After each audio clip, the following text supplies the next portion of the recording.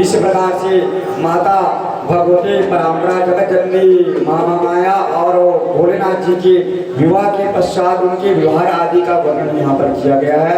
भगवान ने माता भगवती को 1000 दिव्य वर्षों तक के उनको दिव्य, जिसे धारा ग्रह कहा जाता है, धारा ग्रह अर्थात जिसमें जैसे पनडुब्बी जो होती है जो समुद्र के अंदर चले जाते हैं, जिसमें चारों ओर झरना झरना झरना यहाँ पर बहते रहता है, ऐसे दिव्य से दिव्या जहाँ पर महल आदि का यहाँ पर निर्माण करके उनको धारा ग्रह में मंगल आदि उनको यहाँ पर पूरे 1000 वर्ष उन्होंने व्यतीत किया है। और व्यतीत करने के पश्चात भगवान सती जो माता थी उन्होंने भगवान भोलेनाथ जी के चरणों में बैठ करके उन्होंने भक्ति ज्ञान और भक्ति के विषय में कुछ प्रश्न किया है कि किस प्रकार से भक्ति करनी चाहिए।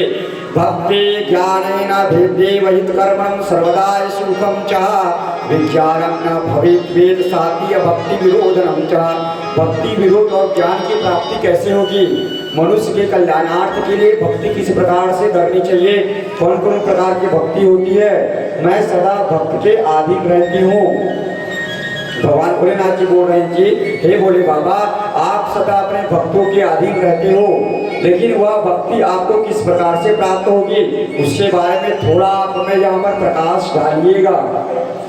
तो भगवान भोले बाबा ने दिव्य श्लोकों के द्वारा बहुत अच्छा वर्णन किया है। माता सुंदर वामन पर विराजमान होते हुए श्रवणम कीर्तनम चैव स्मरणम सेवनम तथा दास्यम यथार्चनम देवी वंदनम मम सर्वदाया। हे माता सती, श्रवणम सबसे पहले भगवान के गुणानुवादों को श्रवण करना चाहिए। जब गुणानुवादों को जब हम यहाँ पर श्रवण करने के लिए जब यहाँ पर बैठते हैं ना, तो हमारे कानों में डायरेक्ट हमारे कानों के द्वारा जो ये हमारे स्वर्ण जो हमें यहाँ पर दिखाई देते हैं, जो वर्ण से सुनाई देते हैं, वे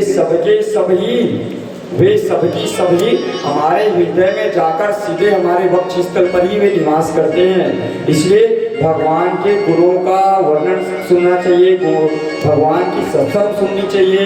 नाना प्रकार के विकारों से निर्वृत्ति अगर आप यहाँ पर चाहते हो तो उसके लिए श्रवण, सबसे पहले श्रवण को प्रथम रखा गया है। बिना श्रवण के प्रीति नहीं होती, जान बिन हुई नहीं प्रीति।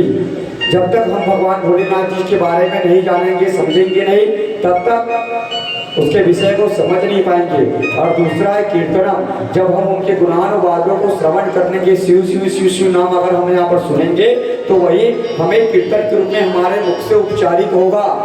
और जब वह हमारे कीर्तन के रूप में होने लगेगा तो धीरे धीरे हमारे मस्तिष्क के ऊपर उसका प्रभाव पड़ेगा और हमारा चिंतन बढ़ेगा और वही स्मरण कहलाएगा। स्मरण के बाद जो और जो उसके यहाँ पर अंग है वो सेवन अर्थात भगवान के प्रति हमारी प्रीति बनेगी, उसकी सेवा करने की भाव हमारे मन में जागृत होगी। श्रवणम कीर्तनम स्मरण, उसके बाद है सेवनम, भगवान के गुणानुवादों से भगवान के सेवा के द्वारा हमारा मन तृप्त होगा। और उसके बाद दास्य भाव कैसे जागृत होगा? अपने आप को दीन प्रकट करके, मौसम दीन हीन नहीं भाई। दैन्यता कैसे आएगी? दैन्यता आती है निर्मल मन से आती है, किसी के प्रकार के प्रति कृष्णा आदि भाव को न प्रकट करते हुए सब में सिया राम मैं सबक जग जग जानी करहु प्रणाम जोरी जुग पानी। इस प्रकार से अपने आप को दैन्य करो, सबको लक्ष्मी नारायण का रूप मानकर सबका दर्शन करो। उसके बाद धीरे धीरे अर्चन बढ़ेगा, भगवान शिव के प्रति आप उसके अर्चक के रूप में स्वीकार हो जाओगे। दुर्वा दुबी बेल पत्ता पान आदि भगवान को आप यहाँ पर अर्चन करोगे। और इसके बाद सदा ही इस प्रकार की पद्धति को करते करते आपके मन में ऐसा यहाँ पर एक सिद्ध अवस्था आपके मन में जागृत हो जाएगी जो आपको निरंतर सभी प्रकार के प्रत्यचोपचारणाय देशाय वेद कीर्तनाय मुच्यते वा, कीर्तन करने की एक ऐसी अवस्था यहाँ पर आ जाती है मनुष्य के, उसके रोम रोम से केवल श्री राम जय राम श्री राम जय राम श्री राम जय राम श्री राम जय राम, इस प्रकार से केवल उच्चारण यहाँ पर हो जाता रहता है।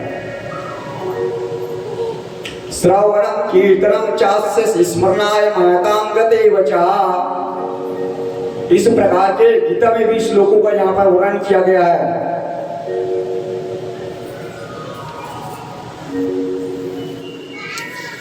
और आगे यहाँ पर ब्रह्मा जी महाराज कहते हैं कि इस प्रकार से भक्ति महारानी जो जिनका वस्त्र यहाँ पर दैन्य है, इन दैन्य की कथा की मूर्ति श्री तुलसीदास जी महाराज थे। इस समय क्या है, तुलसीदास जी महाराज जी को दैन्य क्या है हम ये आपको परिभाषित करके दिखा रहे हैं श्री तुलसीदास जी महाराज जी के चरित्र के द्वारा। एक समय क्या था, श्री वृंदावन में साधु संतों ने श्री नाभादास जी महाराज जी के गुरुदेव श्री अग्रदेवाचार्य जी महाराज जी ने उनको समस्त झरा भंडारा का आयोजन करवाया श्री वृंदावन में। ये भक्ति काल की बात है महाराज जी, हम अपने से नहीं कह रहे हैं, ये प्रमाणित ग्रंथों और प्रमाणित महापुरुषों के द्वारा जहाँ पर लिखी हुई है भक्तमाल की कथा है। भक्तमाल के महत्व की ये कथा है। दैन्य क्या है, जब पूरे झरा भंडारा यहाँ पर भेजा गया ना, तो उसी समय श्री तुलसीदास जी महाराज जी को भी न्योता यहाँ पर भेजा गया था। वे काशी में विराजमान थे महाराज जी। और उसी समय श्री अकबर ने भी उसी टाइम से तुलसीदास जी महाराज जी को न्योता भेजा था। वो भी अपने दरबार में श्री तुलसीदास जी महाराज जी का दर्शन करना चाहते थे। लेकिन श्री तुलसीदास जी महाराज जी तो सीताराम जी के चरणों में ही सबको वे अपने आप को छिपाए के रखते थे। मतलब वे संत जो रहते हैं ना, सच्चे जो संत रहते हैं ना, वो कभी प्रकट नहीं होते महाराज। आप वृंदावन आप जाइएगा, आपको सच्चे संतों के अगर आप दर्शन करना है तो तटीय स्थान पर आप जाइए। तटीय स्थान आप वहां पर जाइए, वहां पर प्रकाश नाम का एक चीज नहीं है, विद्युत नहीं है। वहां पर दीपों का सहारा लेकर संत महात्मा लोग वहां पर भजन कीर्तन करते हैं। वहां पर सायं काल के बाद किसी को प्रवेश नहीं दिया जाता। तटीय स्थान आज वो वृंदावन में जिस प्रकार से निधिवन में जैसे भगवान के गोपियों की आवाज, नुपुर आदि की आवाज आती है ना, वैसे यहाँ पर तटीय स्थान में आप जाओगे ना तो श्री कृष्ण राधे राधे राधे राधे राधे राधे इस प्रकार से नाम यहाँ पर उच्चारण होते रहता है। तो श्री तुलसीदास जी ने कहा कि ये तो संतों का झरा भंडारा है, इसमें तो मैं बाद में भी चला जाऊंगा, कोई दिक्कत नहीं है मुझे।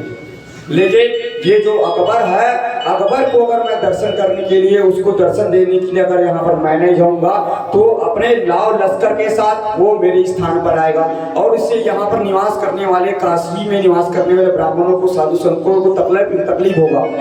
ऐसा सोच करके श्री तुलसीदास जी महाराज जी ने दिल्ली से होते हुए वे सायंकाल के वेला में से वृंदावन की ओर पधारे।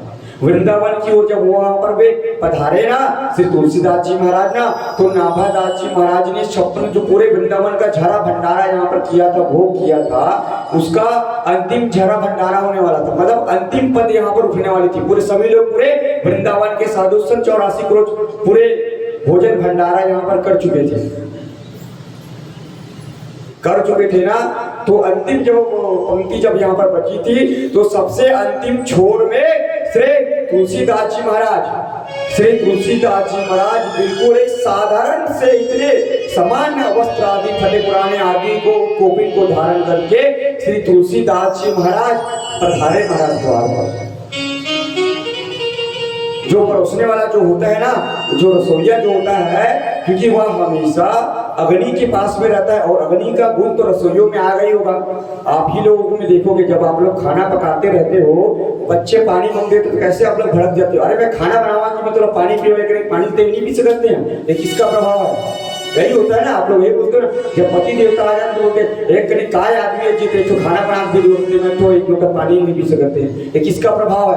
ये अग्नि देवता का प्रभाव है। जब अग्नि के साथ आप उसका रहोगे, उसका प्रभाव रसोई में आ ही जाता है। तो वह जो रसोईया था ना, वह श्री तुलसीदास जी महाराज जी को पहचान नहीं पाया और कहा कि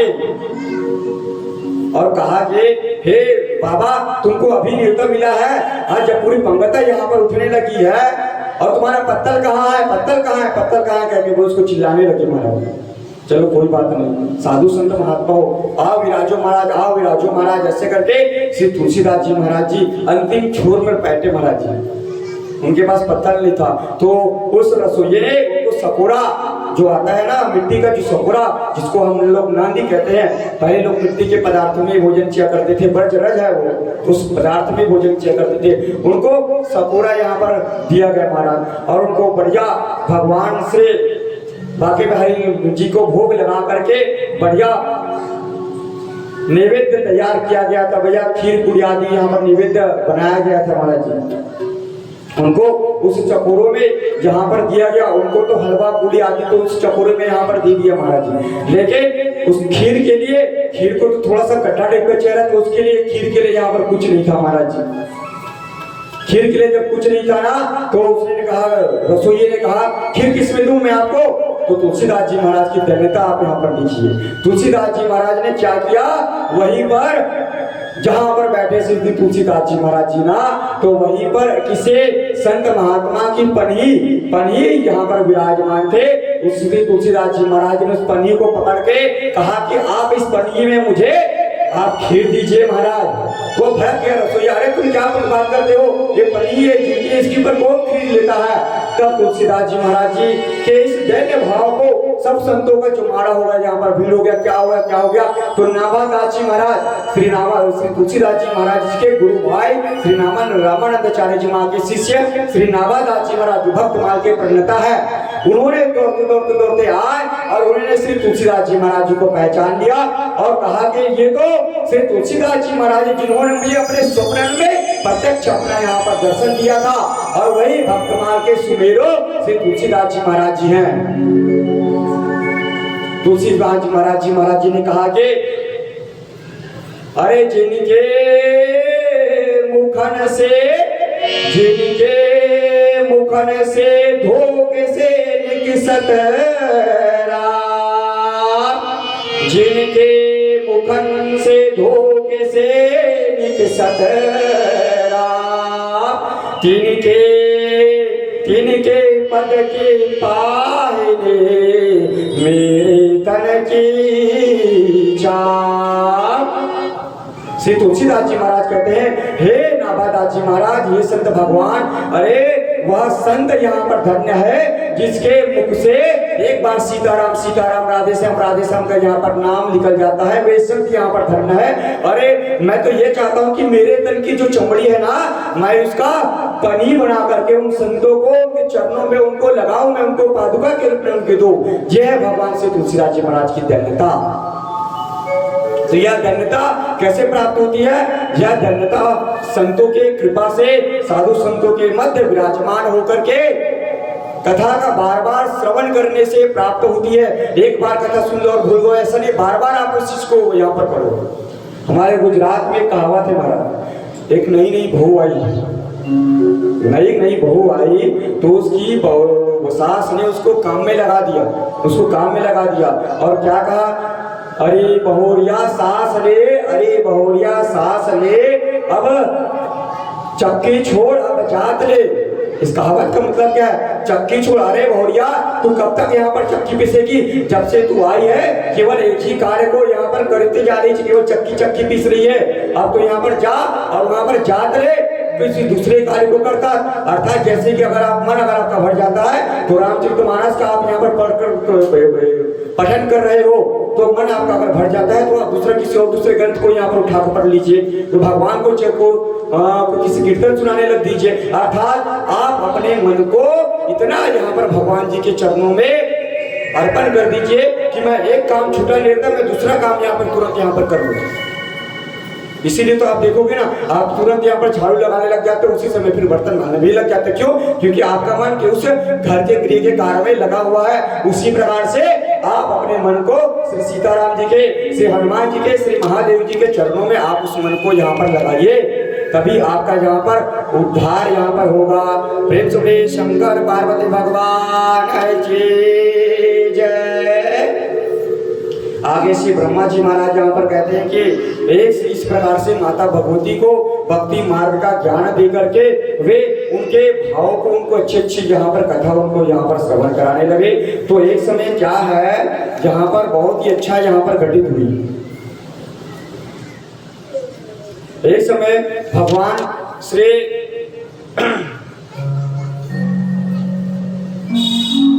एक समय भगवान श्री रामचंद्र जी महाराज, एक समय श्री रामचंद्र जी महाराज वे दंडकारण्य की ओर भ्रमण करते करते करते यहाँ पर जा रहे थे और उसी समय श्री माता भगवती और यहाँ पर शंकर भगवान वे आकाश मंडल की ओर यहाँ पर विराजमान होकर संपूर्ण सृष्टि का वर्णन करते हुए वे यहाँ पर भ्रमण कर रहे थे। उन्होंने क्या देखा? वृषभमारूढ़ पर्यटाय दत्राय लीलाय विशारदाय। उन्होंने क्या देखा कि दंडकारण्य में आगतस्य दंडकारण्यस्य पर्यटनम सागरांबराय दर्शयन् तत्रागमं शोभानानम सत्येव सत्यान्तना प्रभूया। उन्होंने भगवान श्री रामचंद्र जी महाराज जी को दर्शन किया श्री भोले बाबा ने, लेकिन भोले बाबा क्योंकि उसमें सीता रामचंद्र जी महाराज वे मानव लीला कर रहे थे, इसलिए वे प्रत्यक्ष उनके सामने उपस्थित नहीं हो सकते थे। इसलिए उन्होंने दूर से ही वट वृक्ष के नीचे विराजमान होकर के श्री राम जी महाराज जी को उनको दंडवत उनको यहाँ पर प्रणाम किया। तत्र राम दर्शयासो लक्ष्मणेनान्वितं हराय अन्विषन्तं प्रियाय सीतां रावेण हतां छलात्। भगवान श्री रामचंद्र जी महाराज जी का दर्शन करके उसके मन में भगवान के प्रति तो हर्ष हुआ भोलेनाथ जी महाराज जी को, लेकिन सीता जी के मन में प्रश्न चिन्ह उत्पन्न हो गया कि ये अखिलेश्वर परमात्मा परमेश्वर मेरे पतिदेव महाराज हैं और मेरे पतिदेव जी यहाँ पर किसको प्रणाम कर रहे हैं? तो माता सती उनसे पूछती है तो सूर्य वंशो भवत भवम वीरम भूपम दशरथ आत्मजाय भरताग्रजाय नंदनम रहितम विगत प्रभं च पूर्णकामो वराय दीनम्य प्रणम्यात मुदाहरा रामं भ्रमन्ति विभिन्ने सलक्ष्मणाय मुदारधीय।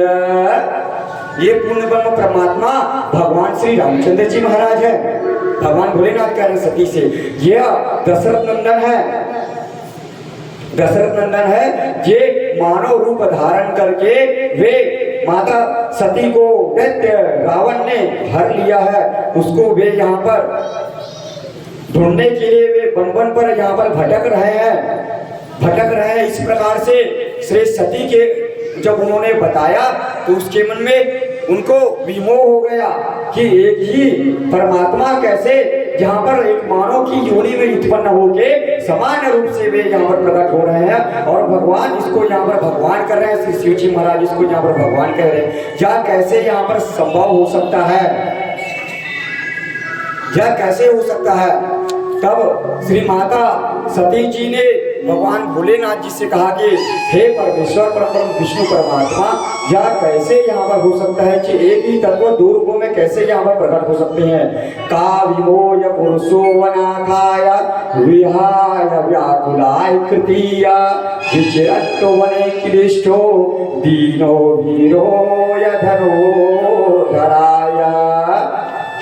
यह जो गौर वर्णो लघोर बंधा शेषेन लक्ष्मणाय धे ज्येष्ठो राम विभोय विष्णु पूर्वांशो निरुपद्रिताय। इतने अच्छे व्यास जी ने श्लोक लिखे ना अद्भुत महाराज, जब इसका उच्चारण करो ना तो फिर रोम रोम प्रफुल्लित हो जाता है। इसलिए हम बहुत अच्छे लगता है श्लोक आदि का उच्चारण करना, जबरदस्त है। तब यहाँ पर शिव जी महाराज कहते हैं कि हे देवे, क्या तुम्हें मेरे वचनों पर अपने पति के वचनों के ऊपर तुम्हें यहाँ पर सत्य वचन के ऊपर तुम्हें भरोसा नहीं हो रहा है? क्या तुम्हें मेरे ऊपर यहाँ पर विश्वास नहीं है? जाओ, अगर मेरे ऊपर विश्वास नहीं तो खुद जाकर के तुम राम जी महाराज जी का यहाँ पर परीक्षा ले सकती हो। शिव जी ने कहा श्रीणु मद वचनम देवे ना विश्वसते वचिन्मनः स्वयं राम परीक्षामि कुरु तत्र स्वाध्याय। तुम जाकर के खुद यहाँ पर भगवान की परीक्षा यहाँ पर ले सकती हो। जो गोस्वामी तुलसीदास जी महाराज यहाँ पर वर्णन करते हैं, जो तुम्हारे मन यते संदेह हो तो किन जाय परीक्षा हो। हे देवे, तुम खुद जाकर के यहाँ पर परीक्षा यहाँ पर ले सकती हो। और जब माता सती ने परीक्षा लेने के लिए जब वह सती का रूप धारण करके जब वहां पर गई ना, तो सती ने जब जैसे ही श्री राम जी के सम्मुख वह प्रकट हुए तो श्री राम जी के मुख से एक नाम गूंज रहा था महाराज जी। वो क्या नाम था? वह नाम था शिव शिव शिवा शिवा शिवा शिवा शिवा शिवा शिव शिव शिवा शिवा शिवा शिवा शिवा शिवा शिव शिव शिव शिव शिव शिव शिव शिवा शिव शिव शिवा शिव शिव शिव शिवा शिव शिव शिवा शिवा शिव शिव शिवा शिवा शिव शिव शिवा शिवा शिव शिव शिवा शिवा शिव शिव शिवा शिवा शिव शिव शिवा शिवा शिव शिव शिवा शिवा शिव शिव शिवा। श्री राम जी महाराज जी ने पहचान लिया, वो तो अंतर्यामी महाराज।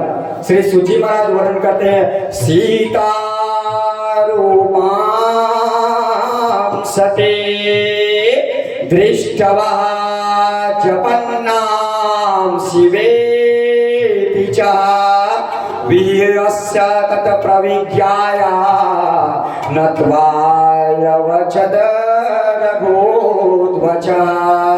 श्री राम जी महाराज जी ने सीता जी मैया को पहचान लिया, सती मैया को, और कहा, क्या कहा महाराज जी? कहाँ बहो रे कहाँ वृष के तो, कहाँ बहो रे कहाँ वृष के तो, विपिन अकेले फिरे अके तो, विपिन प्रेमे व कहाँ वृष के तो। सूची महाराज वर्णन करे सेम इसी चौपाई का, इसी पद का श्लोकों में, प्रेम स्वत्वाम सतेय बोहे कवसंबो सुदेव नमो गतः एकाके एकाके विप्रेम कामास्य गतः पतिना बिना। कितने अद्भुत है श्री गोस्वामी जी महाराज, कितनी अद्भुत उनकी विकास, उनकी बुद्धि है। वो ज्येष्ठ कॉपी पेस्ट है महाराज जी। और आगे कहते हैं महाराज, त्वक्काय स्वरूपम कस्माते धृतम रूपमिदं सतीया ब्रूहि तत् कारणाय देवे कृपां कुरु परमेश्वरिया। हे देवे, आप यहाँ पर बिना पति के कहाँ घूम रही हो? आपके तो पति देव श्री भोलेनाथ जी महाराज के बिना तो आप यहाँ पर कहीं जाते नहीं हो। आप यहाँ पर किस प्रकार से आपका यहाँ पर आगमन हुआ है? तो माता सती ने ऐसा ही कह दिया कि हे प्रभु, मुझे आपकी यहाँ पर दर्शन करने की, यहाँ पर आपकी यहाँ पर अभिलाषा उत्पन्न हो रही थी, इसीलिए मैं आपके दर्शन करने के लिए आपके सम्मुख यहाँ पर उत्पन्न हुई हूँ। ऐसा श्री सती माता जी ने सीताराम जी के चरणों में प्रणाम किया।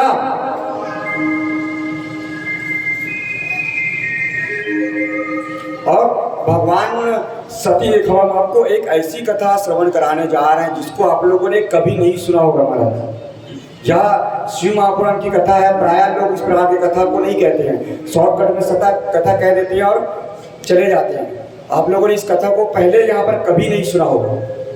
माता सती, आप लोग केवल यही तक जानते हो कि माता सती उसको प्रमुख उत्पन्न हुई थी और उसके बाद वे चले गए थे भोले के कैलाश जी के पर्वत में। और कैलाश जी महाराज में श्री शिव जी महाराज जी ने माता से रूप को देख करके उसको त्याग दिया। लेकिन आगे श्री वेद व्यास देव जी महाराज यहाँ पर कहते हैं कि उसी समय माता सती ने श्री राम जी के चरणों में आसन लगाया महाराज जी, और उन्होंने कहा कि कथम प्रणम्यामस्य तुम तस्य सत्यम ब्रूहे ममाग्रताया गुरु संशयम त्वाम माम संशीलम प्राप्ति। हे सीताराम जी महाराज, हे राम जी, आप मुझे बताइए ये शिव जी है, ये आपके कैसे यहाँ पर प्रबंध हो गए? आपके इतने प्रेमी, आपके इष्ट यहाँ पर ये कैसे हो गए? अब राम जी महाराज माता सती को एक अद्भुत यहाँ पर कथा करा रहे हैं महाराज जी। क्या कथा कर बता रहे हैं? एक समय की बात है, श्री शंकर भगवान ने विश्वकर्मा देव जी का आवाहन किया महाराज जी। शंकर भगवान जी को विश्वकर्मा देव जी ने बुलाया और एक ऐसे महल का गोष्ठ का यहाँ पर निर्माण कराया जो स्वर्णों से यहाँ पर रचित थी। अष्टमणिया निधिया उस भवन में यहाँ पर विराजमान थी महाराज जी। उस भवन में यहाँ पर विराजमान हुए थे और संपूर्ण देवताओं को, सृष्टि के संपूर्ण देवताओं को बुलावा भेजा, उनको एकत्र करवाया और भगवान भोले बाबा जी ने एक अद्भुत आसन का निर्माण कराया जो मणिरत्नों से यहाँ पर निर्मित थे, और उन्होंने अपने प्राणनाथ श्री विष्णु भगवान जी का आह्वान करके उनको वहां पर बुलाया और बुला करके श्री विष्णु भगवान जी को बुला करके उस दिव्य महल के गोष्ठ में एक दिव्य सिंहासन पर भगवान विष्णु जी को विराजमान किया और संपूर्ण तीर्थों का जल मंगा करके स्वयं अपने हाथों से श्री शंकर भगवान जी ने श्री विष्णु भगवान जी का अभिषेक किया और उनको गौपद की उपाधि देकर उनको उस गौलोक के वशिष्ठ यहाँ पर गोपगण के रूप में उनको प्रतिष्ठित किया। अतः प्रावृतेन लोकेशा मंत्रे देहायनम हरिया मम्मद्वं स्वयं विष्णु जाताय सर्वं शृणोति। और आज से भगवान भोले बाबा जी ने घोषणा कर दी कि आज से मेरी आज्ञा के अनुसार भगवान विष्णु हरि सदैव मेरे लिए वंदनीय रहेंगे और वे गोपाष्टदी के पद पर सदैव यहाँ पर विराजमान होंगे। प्रेम से बोले श्री गोपाष्ट भगवान के जय। और यह इस वचन को स्वीकार करते हैं द्वापर युग में श्री विष्णु भगवान ने कृष्ण और बलराम जी के रूप में जन्म लेकर के ग्वाले के रूप में इस वचन को स्वीकार किया महाराज। ये इसकी दिव्य कथा। और महेश्वर भगवान कहते हैं और उन्होंने विशिष्ट अधिकार भगवान विष्णु जो नारायण शंकर भगवान जी ने भगवान विष्णु को विशिष्ट अधिकार दे दिया और कहा कि त्वं कर्ता सर्वलोकानां हर्ता भर्ता मदाज्ञाय दाताय धर्मनार्थम कामानाय सत्य दुरन्यकारिणाय जगदीशो जगत पूज्यो महाबल पराक्रमाय अज्येस्त्वां रणे क्वापे ममापे भविष्यति। हे मेरे प्राणनाथ राम जी, आज ही आपसे इस गोलोक के अधिष्ठ देवता है, आप संपूर्ण विश्व का पालन पोषण करोगे, संहारण करोगे, धर्म का काम करोगे और आपके जैसे जो मेरा भक्त है वो ही आपका ही यहाँ पर भक्त होगा। हम दोनों की शिव और श्री राम जी की शक्ति दोनों बराबर है। शक्ति त्रयम गृह्णाय त्वमिच्छादि प्रभृतम ध्याय नाना लीलाय प्रभुत्वं सुकुंत्राय भवत्रेय। इस प्रकार से भगवान भोलेनाथ जी ने विशिष्ट विशिष्ट उपाधि ली। आप लोगों ने कथा कभी सुनी थी क्या?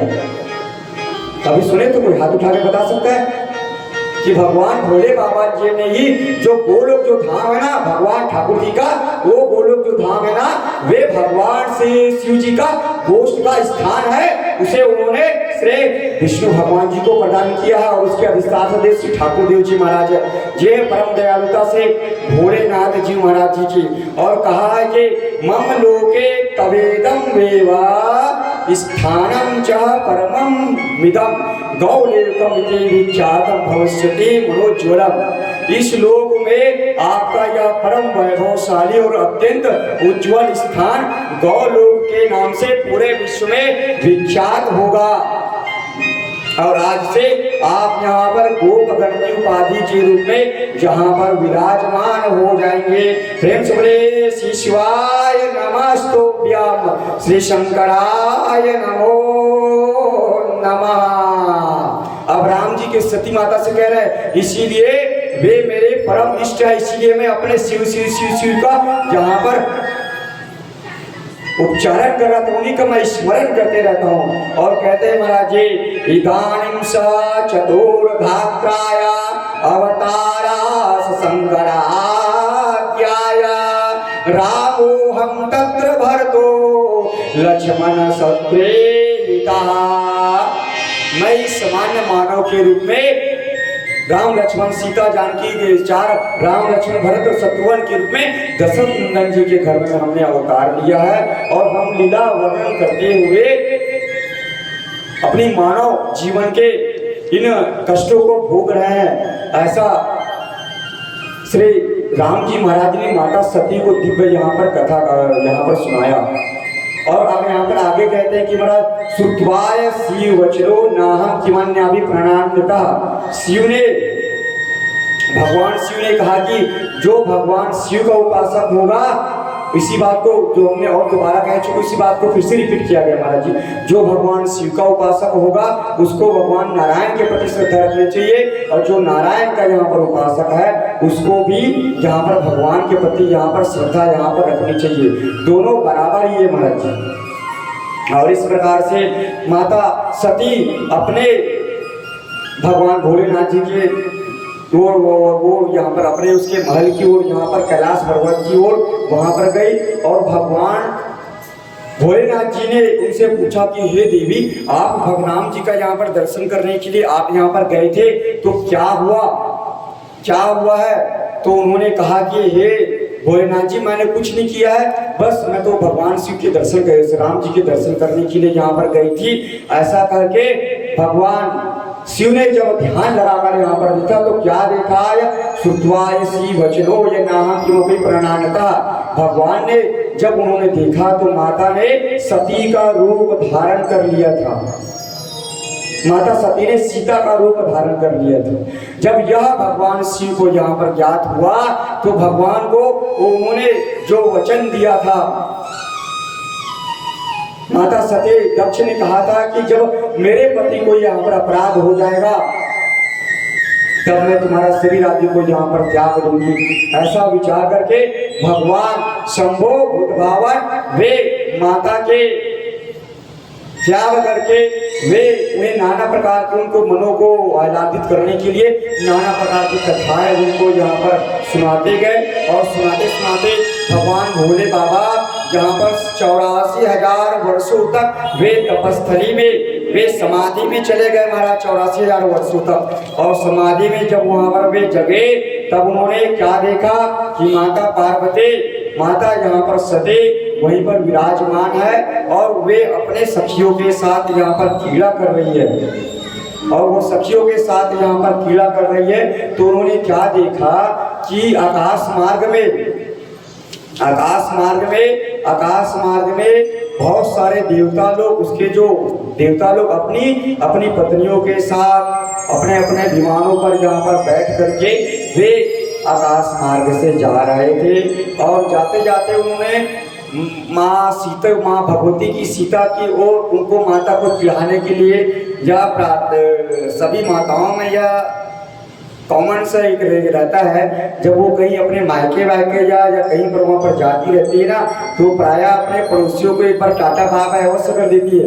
वह ये जताना चाहती है कि मैं अपने मैके जा रही हूँ। ये प्रायः हर माताओं का यहाँ पर स्वभाव रहता है।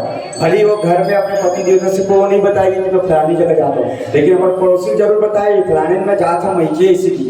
ये इस प्रकार से माता भगवती सीता ने सती ने